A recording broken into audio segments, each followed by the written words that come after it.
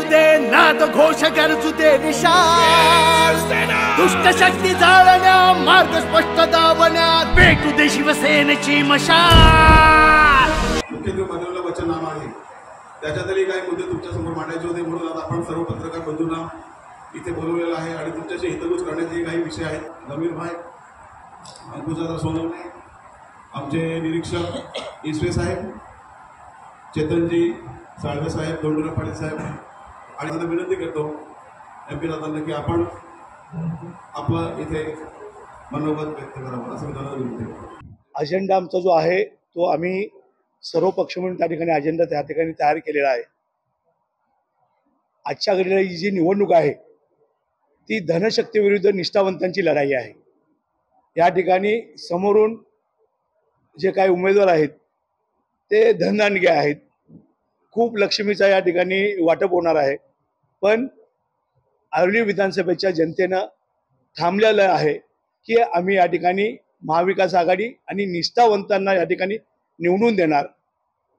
प्रत्येक 5 वर्षांनी निवडणुका आल्या की पक्ष चेंज करायचा आणि मग लोकांना वेठीस धरायचा। तर महाविकास आघाडीच्या माध्यमातून एक या ठिकाणी मला जर उमेदवारी मिळाल्यानंतर आम्ही निष्ठावंत म्हणून या ठिकाणी उमेदवारी दिल्यामुळे जनतेला जे काय या 2 महिन्यामध्ये 1 महिन्यामध्ये काही जे घडलं ते आवडलेले नसल्या कारणानं मला या ठिकाणी नक्कीच त्या ठिकाणी माझा विजय होणार। आणि आमचा जो अजेंडा आहे खूप सगळ्यांनी मिळून अजेंडा तयार केलेला, मग तो पर्यावरणाच्या माध्यमातून असतील, आमच्या नवी मुंबईला या ठिकाणी जे बाहेरून येणारे पर्यटक आहेत त्यांच्यासाठी त्या ठिकाणी बरीचशी कामं करायची आहेत। त्या ठिकाणी आम्हाला जो ट्रॅफिकचा प्रॉब्लेम्स होतो तो पाम बीचपासून तर आरुली दिघापर्यंत कोस्टल रोड त्या ठिकाणी बनवायचा आहे।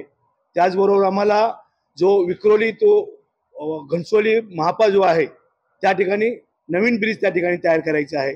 त्याचबरोबर या सगळ्या सुविधा देताना मी मगाशी म्हटलं त्या ठिकाणी आता एका धरणावर डिपेंड राहून नवी मुंबईची पाण्याची प्यास भागणार नाही आहे, त्या ठिकाणी नवीन धरण त्या ठिकाणी शासनाच्या माध्यमातून घ्यायचं आहे। त्याचबरोबर आम्हाला या ठिकाणी या सगळ्या सुविधा देत असताना स्कूल आता काही सुरू आहेत, इंग्लिश मिडियम सुरू करायचे आहेत, CBSE बोर्ड सुरू करायचे आहेत, आणि त्याचबरोबर या ठिकाणी शासनाच्या माध्यमातून आपल्याला कॉलेजेस सुरू करायचे आहेत।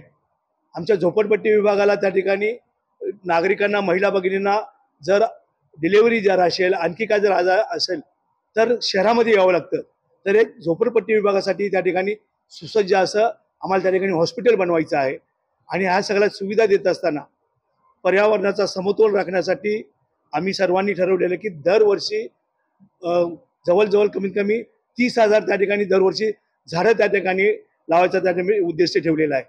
अशा सर्व उद्दिष्ट ठेवताना नवी मुंबईच्या जनतेलाच बरोबर या नवी मुंबईमध्ये बाहेरून येणारा नागरिक त्यांना चांगल्या प्रकारे या ठिकाणी सगळ्या सुविधा देण्याचा या ठिकाणी महाविकास आघाडीच्या माध्यमातून आमचं या ठिकाणी आम्ही फायनल केलेलं आहे। तर फक्त आता जनता 20 तारखेची वाट बघते आहे आणि त्या 20 तारखेला नक्कीच मशाल त्या ठिकाणी लोक मशालीचा बटन दाबून त्या ठिकाणी महाविकास आघाडीचा उमेदवार म्हणून MK मडवीला निवडून देतील। महायुतीमध्ये जी बंडखोरी झाली आहे आणि आमच्या महाविकास आघाडीमध्ये कुठेही बंडखोरी नाही, आम्ही सगळे एकत्र येऊन काम करतो। आणि आपण जर लोकसभेचं कॅल्क्युलेशन जर पाहिलात तर जी महायुतीमध्ये जो काय वोटिंग होता त्या वोटिंगमध्ये आम्ही आरुली विधानसभेमध्ये फक्त 9,000 वोटिंग पाठीमागे होतो, आणि आता महाविकास आघाडीमध्ये बंडखोरी झाल्यामुळे तो मतदान त्यांचा डिवाइड होईल आणि आमचा मतदान जो आहे तो तसाचा तसाच राहून त्या ठिकाणी या ठिकाणी महाविकास आघाडीला त्याचा नक्कीच फायदा होईल।